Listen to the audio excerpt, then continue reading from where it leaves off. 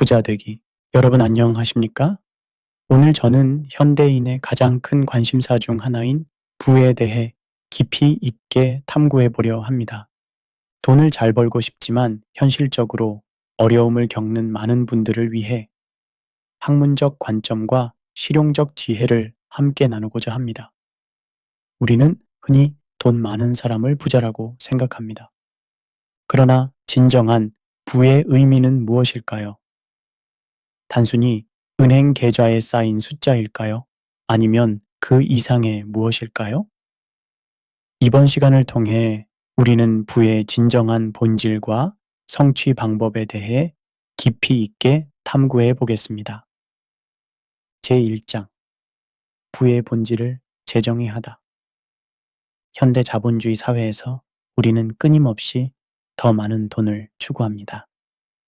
그런데 흥미롭게도 돈을 열심히 쫓는 사람들 중 상당수가 원하는 만큼의 부를 이루지 못합니다. 우리가 놓치고 있는 것은 무엇일까요? 부는 단순히 돈의 축적이 아닙니다. 진정한 부는 생각과 습관, 책임감, 인격, 그리고 전략의 총체적 결과물입니다. 마치 빙산의 일각처럼 우리가 보는 재정적 성공은 수면 아래 존재하는 거대한 토대 위에 서 있습니다.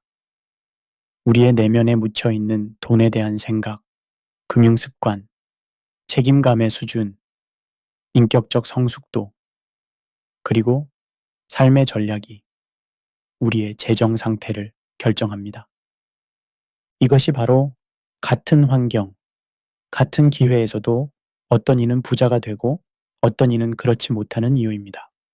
여기서 한 가지 시니컬한 관점을 추가해 보자면 우리는 흔히 운이나 타고난 재능을 부의 요인으로 지목합니다. 그러나 이는 종종 자신의 책임을 외부로 돌리는 방편에 불과할 때가 많습니다. 저는 운이 없어서 라는 말은 저는 필요한 노력을 충분히 하지 않았습니다. 라는 고백의 우아한 변형인 경우가 대부분입니다. 제2장 돈이 잘 모이지 않는 사람들의 심리 패턴. 돈이 잘 모이지 않는 사람들에게는 몇 가지 공통된 심리적 패턴이 존재합니다. 이러한 패턴을 이해하는 것은 자신의 재정 상태를 개선하기 위한 첫 번째 단계입니다. 4가지 주요 유형을 살펴보겠습니다. 첫 번째, 감정형. 감정의 노예가 된 지갑. 감정형 사람들의 가장 큰 특징은 감정에 의해 주도되는 소비 패턴입니다.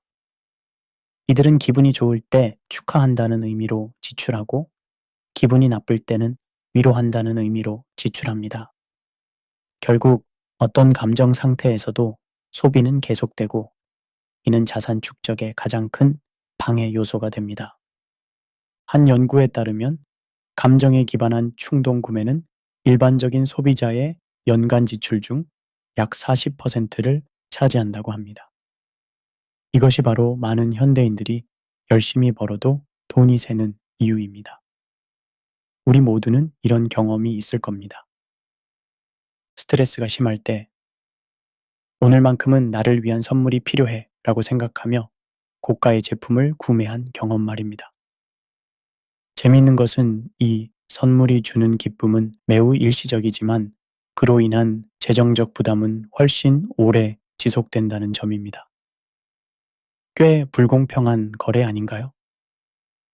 두 번째, 회피형. 돈을 직시하지 못하는 두려움. 회피형 사람들은 돈을 다루는 것 자체에 불편함을 느낍니다. 자신의 통장 잔고를 확인하는 것조차 스트레스로 다가오며 재정 계획이나 투자에 관한 대화는 가능한 한 피하려고 합니다. 이런 심리적 회피는 종종 어린 시절의 경험이나 가정 환경에서 비롯됩니다. 부모님이 돈에 대해 자주 갈등했거나 경제적 어려움을 겪은 가정에서 자란 경우 돈은 불안과 스트레스의 상징이 되기 쉽습니다. 회피형 사람들에게 가장 필요한 것은 돈에 대한 새로운 관계 맺기입니다.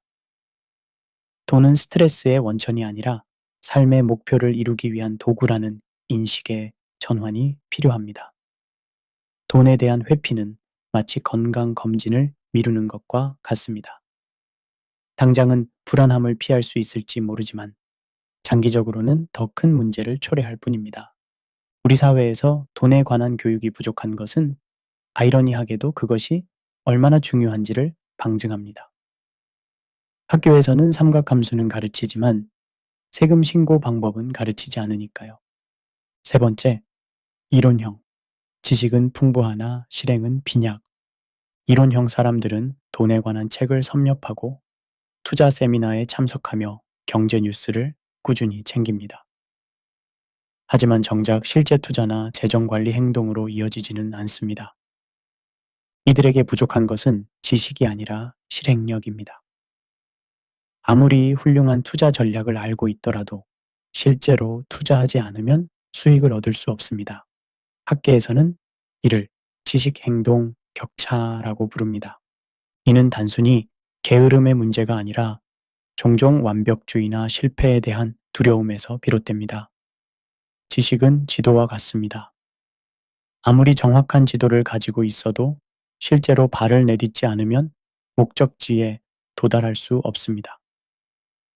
가끔은 지식의 축적이 행동의 지연을 정당화하는 핑계가 되기도 합니다.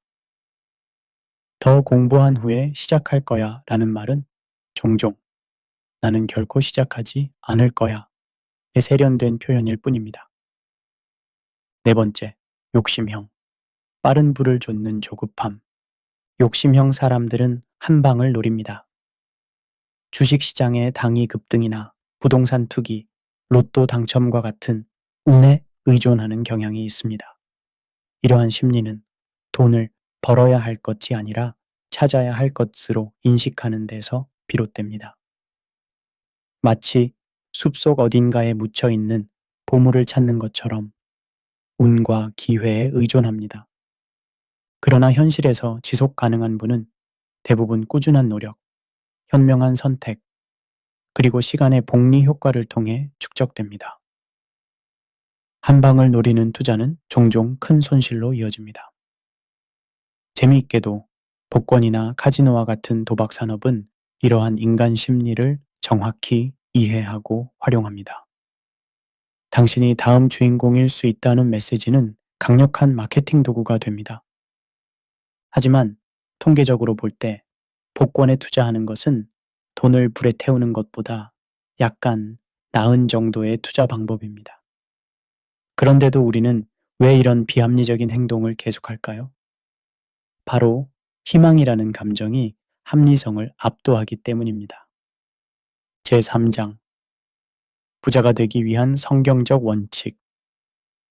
지금까지 우리는 돈이 잘 모이지 않는 사람들의 특성을 살펴보았습니다. 이제 반대로 부를 창출하고 유지하는 원칙들을 성경적 지혜와 함께 탐구해 보겠습니다. 1초 마인드셋의 혁명. 돈에 대한 올바른 관점. 부자가 되기 위한 첫 번째 단계는 돈에 대한 생각을 바꾸는 것입니다. 돈 자체는 목표가 아니라 목표를 이루기 위한 도구입니다. 이는 성경의 가르침과도 일치합니다. 디모데전서 6장 10절에는 돈을 사랑함이 일만 악의 뿌리가 되나니 라고 기록되어 있습니다. 여기서 주목할 점은 돈이 아니라 돈을 사랑함이 문제라는 것입니다. 돈 자체는 중립적인 도구이며 우리가 그것에 부여하는 의미와 사용 방식이 중요합니다. 성공적인 부자들은 나는 돈을 잘 다루는 사람이다 라는 정체성을 가지고 있습니다. 이는 단순한 자기 암시가 아니라 재정에 대한 책임감과 주인의식을 의미합니다. 우리의 마음속에 있는 것이 결국 우리의 현실이 됩니다. 잠언 23장 7절에서는 대저 그 마음의 생각이 어떠하면 그 위인도 그러한즉이라고 말합니다. 돈에 대한 우리의 내면적 태도가 결국 재정적 현실로 드러난다는 것입니다. 재미있게도 많은 사람들이 돈에 대해 모순된 생각을 가지고 있습니다. 돈은 중요하지 않아 라고 말하면서도 실제로는 돈이 부족해 스트레스를 받습니다. 혹은 부자들은 탐욕스러워 라고 생각하면서도 자신은 부자가 되고 싶어 합니다. 이러한 인지 부조화는 우리가 부를 창출하는데 무의식적인 장벽으로 작용합니다. 2. 돈과의 친밀한 관계 형성하기. 부자가 되기 위한 두 번째 원칙은 돈과 친구가 되는 것입니다. 이는 가계부 작성, 투자 공부, 예산 계획 등 돈을 적극적으로 관리하는 습관을 의미합니다. 예수님은 누가복음 16장 11절에서 너희가 불의한 재물에 충성하지 아니하면 누가 참된 것을 너희에게 맡기겠느냐라고 말씀하셨습니다. 여기서 불의한 재물은 세상의 돈을 의미하며 이에 대한 충성은 책임감 있는 관리를 뜻합니다. 실제로 많은 부자들은 자신의 재정 상태를 정확히 파악하고 있습니다. 그들은 매달 얼마를 벌고 얼마를 지출하며 자산은 어디에 얼마나 투자되어 있는지 알고 있습니다. 이러한 명확성이 현명한 재정 결정의 기초가 됩니다. 돈과의 관계를 개선하기 위한 첫 번째 단계는 바로 정직입니다. 자신의 현재 재정 상태를 있는 그대로 인정하고 감정적 판단 없이 객관적으로 바라보는 것이 중요합니다. 우리 사회에서는 돈에 대해 이야기하는 것이 일종의 금기시되는 경향이 있습니다. 이는 돈에 대한 건강한 관계 형성을 방해합니다.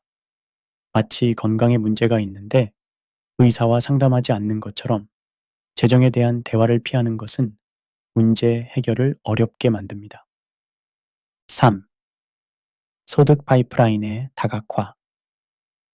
세 번째 원칙은 소득원을 다양화하는 것입니다. 단일 수입원에 의존하는 것은 재정적 위험을 증가시킵니다. 전도서 11장 2절에서는 7이나 8백에 나눠 줄지어다. 무슨 재앙이 땅에 임할는지 네가 알지 못함이니라 라고 조언합니다. 이는 투자의 다각화에 대한 고대의 지혜입니다. 현대 사회에서는 다양한 소득 창출 방법이 존재합니다. 첫째는 근로소득이며 이것은 월급이나 시급으로 받는 수입입니다. 둘째는 사업소득이며 이것은 사업체 운영을 통한 수입입니다. 셋째는 투자소득이며 이것은 주식, 채권, 부동산 등의 투자로 얻는 수익입니다. 그리고 마지막 넷째는 로열티 소득이며 이것은 저서, 특허, 콘텐츠 등으로 발생하는 지속적인 수입입니다. 진정한 재정적 자유는 일하지 않아도 돈이 들어오는 구조를 만들 때 가능합니다. 이는 시간을 직접적으로 돈과 교환하는 근로소득을 넘어 자산이 스스로 일하게 하는 투자소득의 비중을 높이는 것을 의미합니다. 현실적으로 대부분의 사람들은 처음에는 근로소득으로 시작합니다. 중요한 것은 이 근로소득의 일부를 지속적으로 자산 구축에 투자하여 점차 투자소득의 비중을 높여가는 것입니다. 여기서 한 가지 역설적인 사실은 많은 고소득 전문직, 즉 의사, 변호사, 회계사 등이 오히려 이러한 전환에 어려움을 겪는다는 점입니다. 높은 시급에 익숙해진 이들은 초기 수익이 적은 투자나 부업에 시간을 할애하기 어려운 황금 수갑 상태에 빠지기 쉽습니다. 4. 장기적 사고와 인내의 미덕. 네 번째 원칙은 장기적 관점에서 부를 바라보는 것입니다. 진정한 부는 하루아침에 만들어지지 않습니다. 히브리서 12장 1절은 인내로써 우리 앞에 당한 경주를 경주하며 라고 말합니다. 재정적 성공 역시 단거리 경주가 아닌 마라톤과 같습니다. 복리의 법칙은 시간의 힘을 보여주는 가장 명확한 예입니다. 알버트 아인슈타인은 복리를 세상에서 가장 강력한 힘이라고 표현했습니다. 예를 들어 연 10%의 수익률로 투자할 경우 100만 원은 7.2년 후 2배인 약 200만 원이 됩니다. 그러나 25년 후에는 약 10배인 1,803만 원이 됩니다. 이는 단순한 수학적 법칙이 아니라 인생의 모든 영역에 적용되는 원리입니다. 지식, 관계, 기술도 마찬가지로 꾸준한 투자와 시간을 통해 복리적으로 성장합니다. 우리 사회는 즉각적인 만족을 추구하도록 우리를 유혹합니다. SNS의 화려한 성공 스토리, 30일 만에 부자 되는 방법 같은 광고들은 부의 축적 과정에서 가장 중요한 요소인 시간을 무시합니다. 하지만 진정한 부자들은 대부분 급하게 서두르는 느림의 철학을 가지고 있습니다. 5. 가치 창출과 관계의 중요성. 마지막 5번째 원칙은 부가 결국 가치 창출과 관계의 결과라는 것입니다. 잠언 22장 1절에서는 많은 재물보다 명예를 택할 것이요 라고 말합니다. 이는 진정한 부가 단순한 물질적 축적을 넘어선다는 것을 보여줍니다. 핵심 질문은 나를 통해 얼마나 많은 사람이 유익을 얻는가 입니다. 비즈니스의 본질은 결국 가치 교환입니다. 당신이 제공하는 가치가 클수록 그에 대한 보상도 커집니다. 세계적인 부자들의 공통점은 그들이 많은 사람들의 문제를 해결했다는 것입니다. 빌 게이츠는 컴퓨터 사용을 쉽게 만들었고, 스티브 잡스는 기술을 인간 중심적으로 재설계했으며, 일론 머스크는 지속 가능한 에너지와 우주 탐사의 새로운 길을 열었습니다. 가치 제공, 그것이 신뢰를 형성하고 결국엔 수익을 발생시키는 선순환 구조를 이해하고 실천하는 것이 중요합니다. 우리 사회에는 종종 제로섬 게임 사고방식이 만연합니다. 누군가 부자가 되면 다른 누군가는 가난해진다는 생각입니다. 그러나 진정한 부는 가치 창출을 통해 파이 자체를 키우는 것에서 옵니다. 이것이 바로 성경의 사도행전 20장 35절에서 말하는 주는 것이 받는 것보다 복이 있다의 경제학적 표현입니다. 제4장 부의 실천적 전략. 지금까지 우리는 부의 원칙들을 살펴보았습니다. 이제 이러한 원칙들을 어떻게 실천할 수 있는지 구체적인 전략을 알아보겠습니다. 1. 재정 목표 설정하기. 명확한 목표 없이는 부를 쌓기 어렵습니다. 단기 혹은 1년, 중기 혹은 5년, 장기 혹은 10년 이상. 이렇게 목표를 구체적으로 설정하세요. 잠언 29장 18절은 묵시가 없으면 백성이 방자히 행하거니와 라고 말합니다. 재정적 비전이 없으면 우리는 쉽게 길을 잃고 방황하게 됩니다. 효과적인 재정 목표는 SMART 원칙을 따릅니다. S. Specific.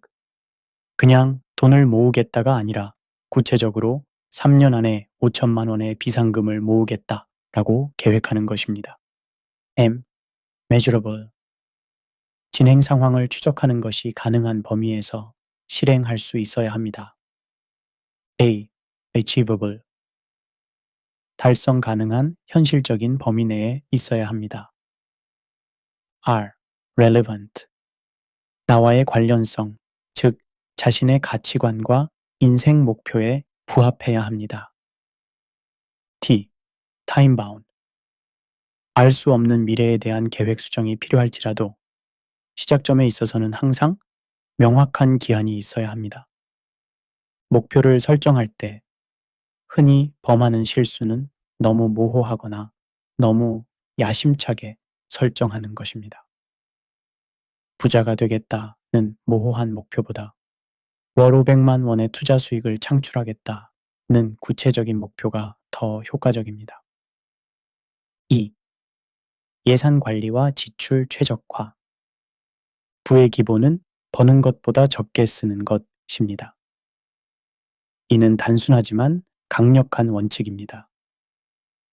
누가복음 14장 28절에서 예수님은 너희 중에 누가 망대를 세우고자 할진대 자기의 가진 것이 준공하기까지에 족할는지 먼저 앉아 그 비용을 계산하지 아니하겠느냐라고 말씀하셨습니다. 이는 재정 계획의 중요성을 강조합니다. 효과적인 예산 관리를 위한 50, 30, 20 법칙을 고려해 보세요. 50% 주거, 식비, 교통, 의료 같은 꼭 필요한 지출입니다.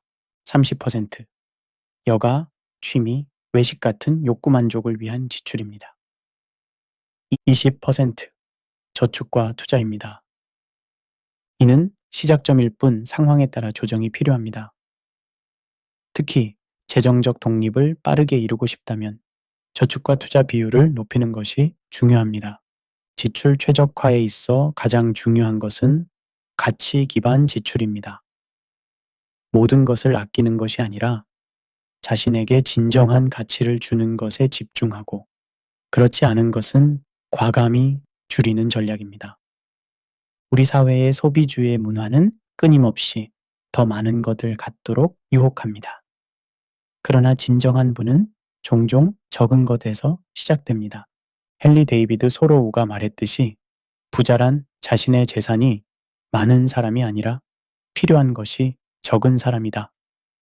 3. 소득 증대 전략. 지출을 줄이는 것만으로는 한계가 있습니다. 진정한 부를 위해서는 소득을 증대시키는 전략이 필요합니다. 잠언 10장 4절은 손을 게으르게 놀리는 자는 가난하게 되고 손이 부지런한 자는 부하게 되느니라고 말합니다. 부지런함과 근면은 소득 증대의 기본입니다. 소득 증대를 위한 실질적인 방법들. 첫째, 기술과 지식 향상.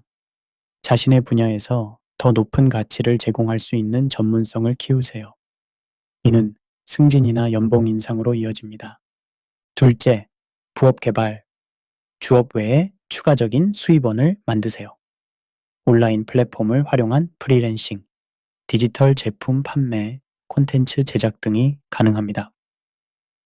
셋째, 비즈니스 시작. 장기적으로는 자신만의 비즈니스를 시작하는 것을 고려해 보세요. 처음부터 대규모로 시작할 필요는 없습니다. 작게 시작하여 검증하고 성장시키는 전략이 효과적입니다. 넷째, 투자 소득 개발. 주식, 채권, 부동산 등에 투자하여 자산이 스스로 일하게 하세요. 투자는 시간의 힘을 활용하는 가장 현명한 방법입니다. 많은 사람들이 소득 증대를 생각할 때 떠올리는 것은 더 열심히 일하기입니다. 그러나 진정한 소득 증대는 더 많은 가치 창출에서 옵니다. 시간당 가치를 높이는 것이 단순히 더 많은 시간을 일하는 것보다 효과적입니다. 현대 디지털 경제에서는 레버리지를 활용할 수 있는 기회가 많습니다. 한번 만든 디지털 제품이나 콘텐츠는 무한히 복제되어 판매될 수 있으며 자동화 시스템은 24시간 가치를 창출할 수 있습니다. 4. 현명한 투자 전략. 투자는 부를 구축하는 가장 강력한 도구 중 하나입니다. 그러나 많은 사람들이 투자를 너무 복잡하게 생각하거나 반대로 너무 무모하게 접근합니다. 잠언 21장 5절은 부지런한 자의 경영은 풍부함에 이를 것이나 조급한 자는 궁핍함에 이를 따름이니라고 말합니다. 투자에서도 조급함보다는 부지런하고 체계적인 접근이 중요합니다. 초보 투자자를 위한 기본 원칙들. 첫째, 분산 투자. 모든 달걀을 한 바구니에 담지 말라. 는 격언은 투자의 기본입니다. 주식, 채권, 부동산 등 다양한 자산 클래스에 분산 투자하세요. 둘째, 정기적 투자. 시장 타이밍보다 더 중요한 것은 정기적인 투자입니다. 달러 코스트 에버리징 전략을 활용하세요. 셋째, 장기적 관점. 단기적 시장 변동에 일희일비하지 말고 장기적 관점에서 투자하세요. 주식 시장은 단기적으로는 변동이 크지만 장기적으로는 상승하는 경향이 있습니다. 넷째, 복리의 힘 활용. 배당금이나 이자를 재투자하여 복리 효과를 극대화하세요. 투자에 있어 가장 큰 적은 외부가 아닌 내부에 있습니다. 우리의 감정과 행동 편향이 투자 성과를 좌우합니다. 성공적인 투자자는 시장을 예측하려 하기보다 자신의 감정을 통제하는 데 집중합니다. 우리 사회에는 쉽게 돈 버는 법을 약속하는 투자 상품이나 조언이 넘쳐납니다. 그러나 실제로 이런 약속들은 대부분 허구이며 진정한 부는 꾸준함과 원칙을 통해 쌓입니다. 워렌 버핏이 말했듯이 주식시장은 인내심 없는 사람들의 돈을 인내심 있는 사람들에게 이전하는 장치입니다. 5. 재정 지식과 교육에 투자하기. 마지막으로 지속적인 재정 교육은 부를 쌓는데 필수적입니다. 재정 지식은 자산이며 무지는 비용입니다. 호세아 4장 6절은 내 백성이 지식이 없어 망하는도다 라고 말합니다. 재정적 지식 없이는 부를 쌓기 어렵습니다. 재정 교육을 위한 실천 방법. 첫째, 재정 관련 서적 읽기. 고전적인 재정 서적부터 현대의 투자 관련 책까지 다양한 책을 통해 지식을 쌓으세요. 둘째, 멘토 찾기. 이미 재정적 성공을 이룬 사람들의 조언을 구하고 배우세요. 셋째, 커뮤니티 참여. 재정적 성장을 추구하는 사람들의 커뮤니티에 참여하여 지식과 경험을 공유하세요. 넷째, 실전 학습. 작은 금액으로 시작하여 실제 투자 경험을 쌓으세요. 때로는 작은 실패가 가장 값진 교훈이 됩니다. 재정 교육에 있어 주의할 점은 정보 과잉입니다. 모든 정보를 다 섭렵하려 하기보다 검증된 원칙을 깊이 이해하고 실천하는 것이 중요합니다. 현대 사회에서는 SNS나 유튜브를 통해 수많은 재정 조언이 쏟아집니다. 그러나 모든 조언이 다 유용한 것은 아닙니다. 화려한 라이프 스타일을 보여주며 쉬운 성공을 약속하는 내용보다 근본적인 원칙과 검증된 전략을 가르치는 콘텐츠를 선별하여 학습하세요. 제5장 부자의 심리와 습관. 지금까지 우리는 부의 원칙과 전략에 대해 살펴보았습니다. 이제 부자들의 심리와 습관에 초점을 맞춰보겠습니다. 1. 풍요의 심리학. 부자들은 부족함이 아닌 풍요의 관점에서 세상을 바라봅니다. 이는 단순히 긍정적인 생각만을 의미하는 것이 아니라 기회와 가능성에 초점을 맞추는 사고방식입니다. 빌립보서 4장 8절은 무엇에든지 참되며 무엇에든지 경건하며 무엇에든지 오르며 무엇에든지 정결하며 무엇에든지 사랑받을 만하며 무엇에든지 칭찬받을 만하며 무슨 덕이 있든지 무슨 기림이 있든지 이것들을 생각하라고 권면합니다. 이는 풍요의 심리학과 일맥상통합니다. 풍요의 심리는 제로섬 게임이 아닌 파지티브섬 게임으로 세상을 바라봅니다. 즉, 누군가의 성공이 다른 이의 실패를 의미하지 않으며 함께 성장하고 번영할 수 있다는 믿음입니다. 이러한 심리는 부족함에 기반한 경쟁보다 풍요에 기반한 협력을 추구합니다. 이는 더 창의적인 해결책과 더 큰 가치 창출로 이어집니다. 흥미로운 점은 부족함의 심리가 오히려 더 많은 소비와 낭비로 이어질 수 있다는 것입니다. 부족함을 느끼는 사람은 지금 소비하려는 경향이 있지만 풍요의 심리를 가진 사람은 더 장기적인 관점에서 자원을 관리합니다. 2. 부자의 일상 습관. 부는 단발적인 행동이 아닌 일상의 습관에서 비롯됩니다. 작은 습관들이 모여 큰 결과를 만듭니다.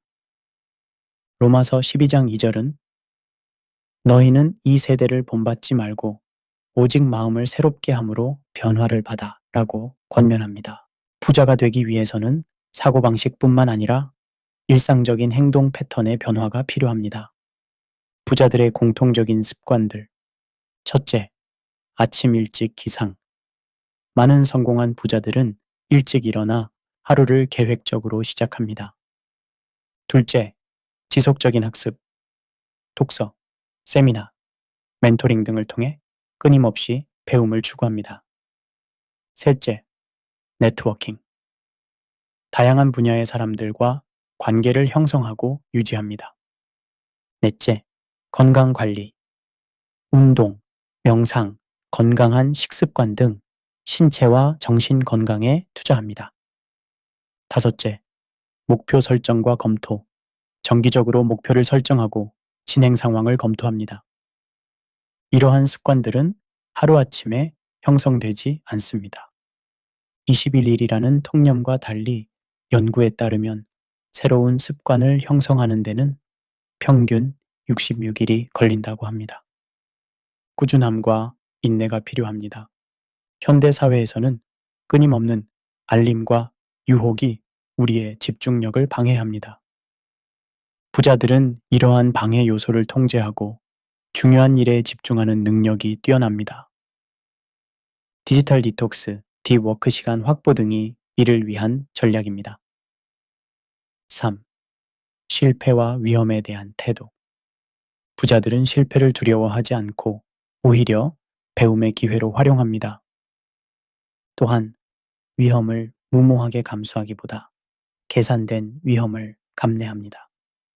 고린도후서 4장 8절과 9절은 우리가 사방으로 우겨쌈을 당하여도 쌓이지 아니하며 답답한 일을 당하여도 낙심하지 아니하며 핍박을 받아도 버림바 되지 아니하며 거꾸러뜨림을 당하여도 망하지 아니하고 라고 말합니다. 이는 어려움 속에서도 굴하지 않는 정신을 보여줍니다. 실패에 대한 건강한 태도는 다음과 같습니다. 첫째, 실패는 결과가 아닌 과정의 일부라는 것을 기억합니다. 둘째, 실패에서 배우는 교훈이 성공의 씨앗이라는 것을 인지합니다. 셋째, 작게 실패하고 빠르게 배우고 신속하게 방향 전환하는 능동적 유동성을 가지려고 노력합니다. 실리콘밸리의 성공적인 스타트업 문화는 빠르게 실패하라는 철학에 기반합니다. 이는 실패 자체를 목표로 하는 것이 아니라 실패를 통해 빠르게 학습하고 방향을 수정하는 것을 의미합니다. 위험 관리에 있어서도 부자들은 독특한 접근 방식을 가지고 있습니다. 그들은 모든 위험을 피하려 하지 않고 감당할 수 있는 위험과 그렇지 않은 위험을 구분합니다. 또한 위험을 감수하기 전에 철저히 준비하고 최악의 시나리오에 대한 대비책을 마련합니다. 흥미로운 점은 많은 사람들이 생각하는 것과 달리 진정한 부자들은 종종 보수적인 투자 성향을 가지고 있다는 것입니다. 그들은 한 번의 큰 성공으로 얻은 부를 무모한 도박으로 잃지 않기 위해 조심스럽게 관리합니다. 워렌 버핏의 첫 번째 투자 원칙이 돈을 잃지 말라인 것은 우연이 아닙니다. 산관계와 네트워크의 가치. 부의 축적에 있어 관계와 네트워크의 중요성은 아무리 강조해도 지나치지 않습니다. 우리는 혼자서는 큰 성공을 이루기 어렵습니다. 전도서 4장 9절과 10절은 두 사람이 한 사람보다 나음은 그들이 수고함으로 좋은 상을 얻을 것임이라. 혹시 그들이 넘어지면 하나가 그 동물을 붙들어 일으키려니와 홀로 있어 넘어지고 붙들어 일으킬 자가 없는 자에게는 화가 있으리라고 말합니다. 성공적인 네트워킹의 원칙들. 첫째, 진정성. 단순한 명함 교환이 아닌 진정한 관계 구축에 집중하세요. 둘째, 가치 제공. 내가 무엇을 얻을 수 있을까? 보다 내가 어떤 가치를 제공할 수 있을까를 먼저 생각하세요. 셋째, 다양성. 같은 분야의 사람들뿐만 아니라 다양한 배경과 전문성을 가진 사람들과 관계를 맺으세요. 넷째, 지속성. 일회성 만남이 아닌 지속적인 관계 유지에 노력하세요. 네트워크는 정보, 기회, 지원의 원천입니다. 많은 비즈니스 기회와 투자 정보는 공개 시장에 나오기 전에 네트워크를 통해 먼저 흐릅니다. 현대 디지털 시대에는 온라인 네트워킹의 중요성도 커지고 있습니다. 링크드인, 트위터와 같은 플랫폼은 전 세계 전문가들과 연결될 수 있는 통로를 제공합니다. 그러나 온라인 관계 또한 진정성과 가치 교환을 기반으로 해야 합니다. 우리 사회에는 가끔 성공은 혼자 하는 것이라는 신화가 존재합니다. 그러나 역사상 모든 위대한 성취는 협력과 팀워크의 결과물입니다. 심지어 가장 위대한 발명가나 기업가들도 그들의 비전을 실현시키기 위해 팀과 네트워크에 의존했습니다. 제6장 부의 단계와 재정적 자유. 이제 부의 축적 과정에서 거치게 되는 단계들과 궁극적인 목표인 재정적 자유에 대해 알아보겠습니다. 1. 부의 5단계. 부의 축적은 보통 다음과 같은 단계를 거칩니다. 첫 번째 단계, 재정적 생존. 기본적인 생활비를 충당하는 단계입니다. 두 번째 단계, 재정적 안정. 비상금이 마련되고 기본적인 부채가 관리되는 단계입니다. 세 번째 단계, 재정적 보장. 필수적인 생활비가 투자 수익으로 충당되는 단계입니다. 네 번째 단계, 재정적 독립. 원하는 생활 방식을 투자 수익으로 유지할 수 있는 단계입니다. 다섯 번째 단계, 재정적 풍요. 자신뿐 아니라 다른 이들에게도 기여할 수 있는 단계입니다. 잠언 13장 22절은 선인은 그 산업을 찾아 손손에게 끼치려니와 라고 말합니다. 진정한 부는 자신만을 위한 것이 아니라 다음 세대와 사회에 기여하는 것을 포함합니다. 많은 사람들이 재정적 독립을 목표로 합니다. 이는 일을 해야만 생계를 유지할 수 있는 상태에서 벗어나 이를 선택할 수 있는 자유를 얻는 것을 의미합니다. FIRE 운동은 이러한 목표를 추구하는 현대적 접근법 중 하나입니다. 높은 저축률, 검소한 생활 방식, 그리고 현명한 투자를 통해 일반적인 은퇴 나이보다 훨씬 일찍 재정적 독립을 이루는 것을 목표로 합니다. 그러나 여기서 한 가지 중요한 사실은 재정적 독립이 반드시 일하지 않는 것을 의미하지는 않는다는 점입니다. 오히려 많은 사람들이 재정적 독립 이후에도 계속 일합니다. 차이점은 이제 그들은 돈을 위해서가 아니라 의미와 충족감을 위해 일한다는 것입니다. 2. 재정적 자유의 본질. 재정적 자유는 단순히 많은 돈을 갖는 것 이상의 의미를 가집니다. 그것은 선택의 자유, 시간의 자유, 그리고 기여의 자유를 의미합니다. 요한복음 8장 32절은 진리를 알지니 진리가 너희를 자유롭게 하리라고 말합니다. 재정적 진리와 지혜를 아는 것은 재정적 자유로 이어집니다. 재정적 자유의 세 가지 차원. 첫째, 선택의 자유. 직업, 거주지, 생활 방식 등을 재정적 제약 없이 선택할 수 있는 자유입니다. 둘째, 시간의 자유. 자신의 시간을 어떻게 사용할지 스스로 결정할 수 있는 자유입니다. 셋째, 기여의 자유. 자신의 자원, 즉 시간, 재능, 돈을 의미 있는 일에 기여할 수 있는 자유입니다. 재정적 자유는 돈이 삶의 목적이 아닌 도구가 되었을 때 비로소 실현됩니다. 이는 돈에 대한 걱정에서 벗어나 진정으로 가치 있는 것에 집중할 수 있는 상태입니다. 현대 사회에서는 종종 재정적 자유를 럭셔리한 라이프 스타일과 혼동하는 경향이 있습니다. 그러나 진정한 재정적 자유는 외적인 과시가 아닌 내적인 평화와 선택의 자유에 관한 것입니다. 가장 아이러니한 점은 재정적 자유를 이룬 많은 사람들이 오히려 더 검소한 생활 방식을 선택한다는 것입니다. 그들은 더 많이 갖는 것보다 더 적게 필요로 하는 것이 진정한 자유임을 깨닫게 됩니다. 3. 부의 진정한 목적. 궁극적으로 부의 진정한 목적은 무엇일까요? 단순한 축적을 넘어 부는 어떤 의미를 가져야 할까요?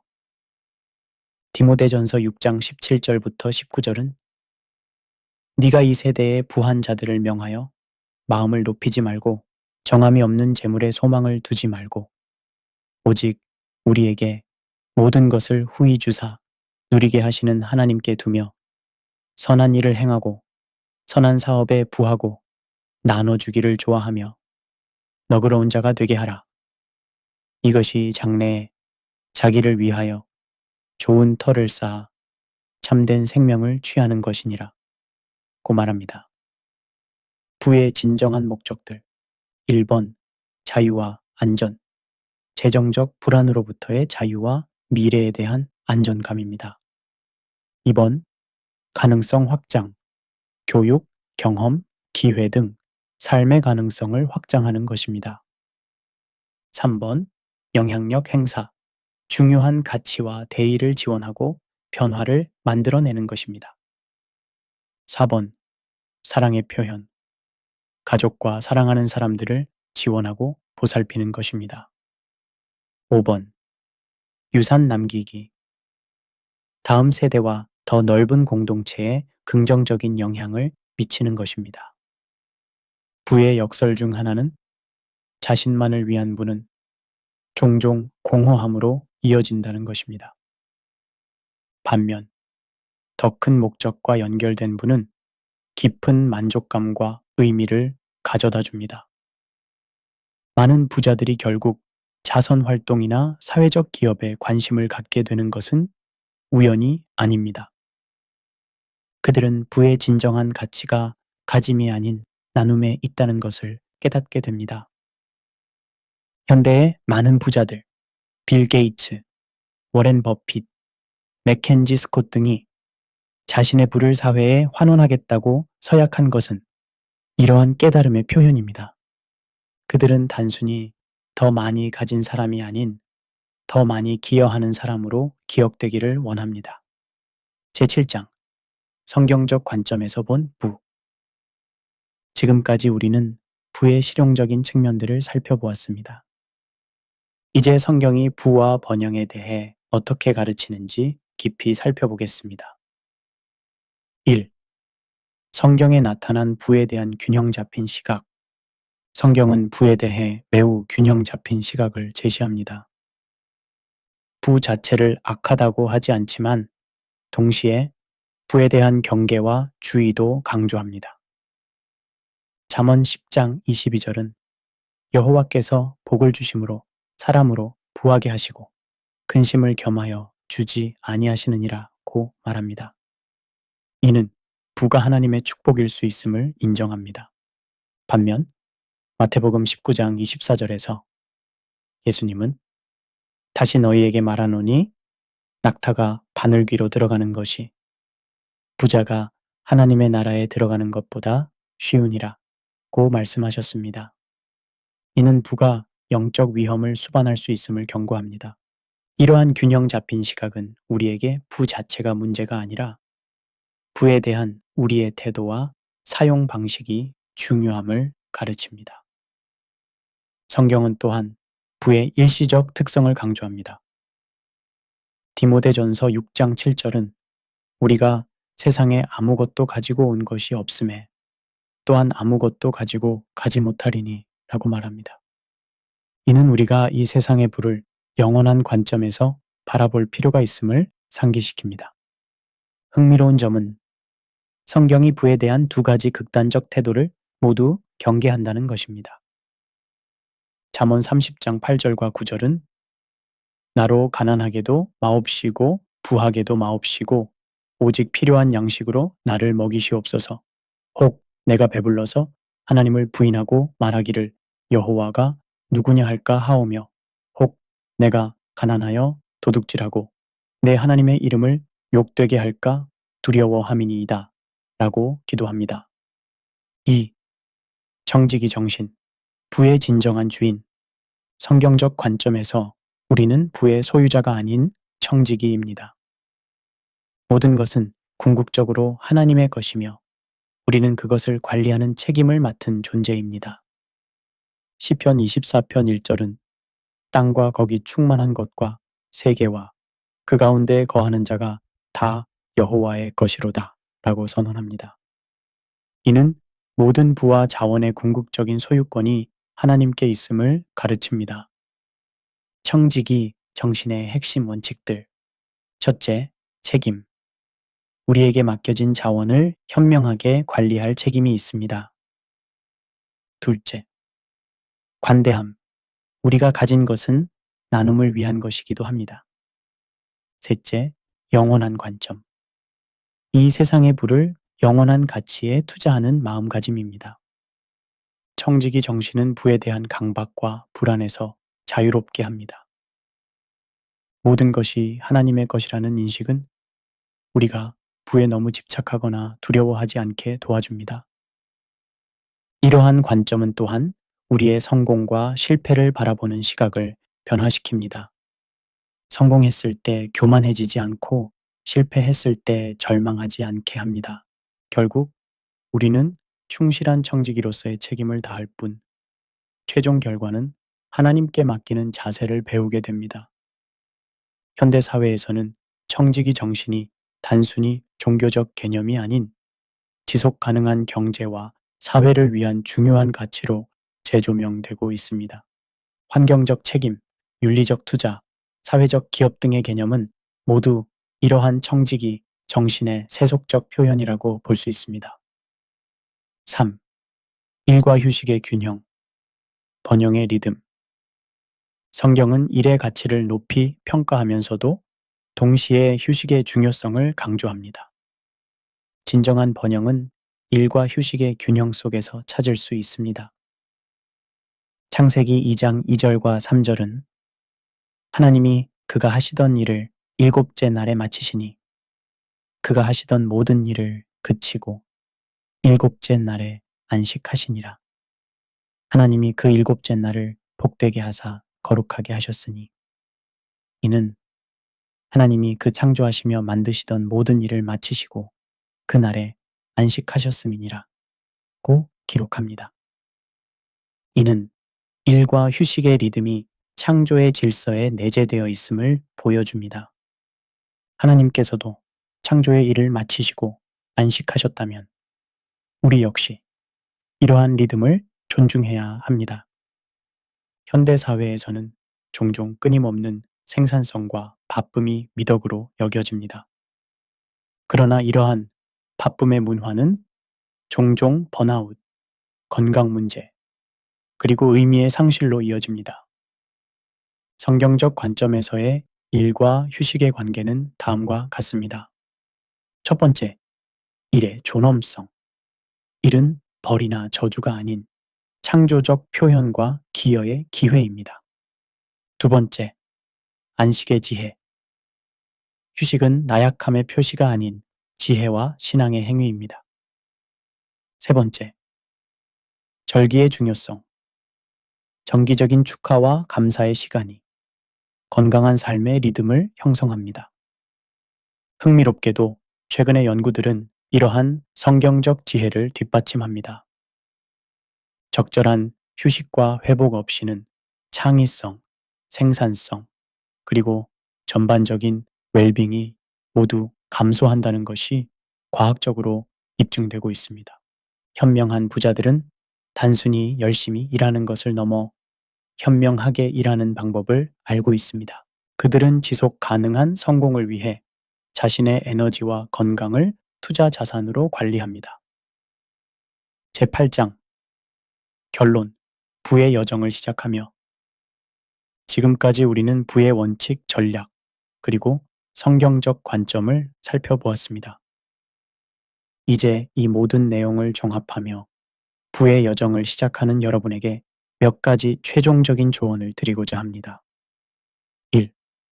부의 여정은 마라톤입니다. 부를 쌓는 것은 단거리 경주가 아닌 마라톤입니다. 빠른 성공보다는 지속 가능한 발전에 초점을 맞추세요. 히브리서 12장 1절은 인내로써 우리 앞에 당한 경주를 경주하며 라고 권면합니다. 재정적 성공 역시 인내와 꾸준함을 요구합니다. 많은 사람들이 재정적 여정을 시작할 때 가장 큰 실수는 너무 많은 것을 너무 빨리 이루려는 것입니다. 이는 종종 소진, 좌절, 그리고 포기로 이어집니다. 대신 작은 승리를 축하하며 점진적으로 발전해 나가는 접근법이 더 효과적입니다. 복리의 법칙은 시간이 지남에 따라 작은 노력도 큰 결과로 이어질 수 있음을 보여줍니다. 그리고 여정 중에 실패와 좌절이 있을 것이라는 점을 미리 받아들이세요. 중요한 것은 실패 자체가 아니라 실패 후에 어떻게 일어나 다시 나아가느냐입니다. 2. 성공의 진정한 정의. 부의 여정에서 가장 중요한 것은 성공을 어떻게 정의하느냐입니다. 진정한 성공은 단순한 숫자나 물질적 소유를 넘어섭니다. 마가복음 8장 36절은 사람이 만일 온 천하를 얻고도 자기 목숨을 잃으면 무엇이 유익하리요? 라고 질문합니다. 이는 우리에게 더 깊은 성공의 의미를 고려하도록 도전합니다. 따라서 완전한 성공의 요소들은 다음과 같이 정의를 내릴 수 있습니다. 첫째, 재정적 안정, 물질적 필요가 충족되는 상태. 둘째, 의미 있는 기여. 자신의 재능과 자원으로 세상에 긍정적인 영향을 미치는 것. 셋째, 관계의 풍요. 깊고 의미 있는 인간관계를 가지는 것. 넷째, 개인적 성장. 지속적인 학습과 발전을 이루는 것. 다섯째, 영적 충만. 초월적 가치와의 연결감을 매일 체험하며 사는 것. 자, 이러한 다차원적 성공은 단순한 부의 축적보다 훨씬 더 깊은 만족감을 가져다 줍니다. 많은 부자들이 결국 깨닫는 것은 은행 계좌의 숫자보다 자신의 삶이 얼마나 의미 있게 사라졌는지가 진정한 부의 척도라는 것입니다. 3. 오늘 시작하는 용기. 부의 여정에서 가장 중요한 단계는 바로 첫 번째 단계입니다. 완벽한 계획이나 조건을 기다리기보다 지금 가능한 것부터 시작하세요. 야고보서 4장 14절은 내일 일을 너희가 알지 못하는도다. 너희 생명이 무엇이냐?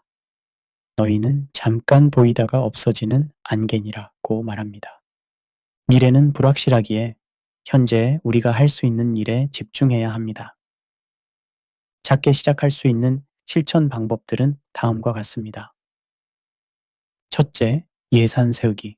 오늘부터 수입과 지출을 기록하세요. 둘째, 비상금 모으기.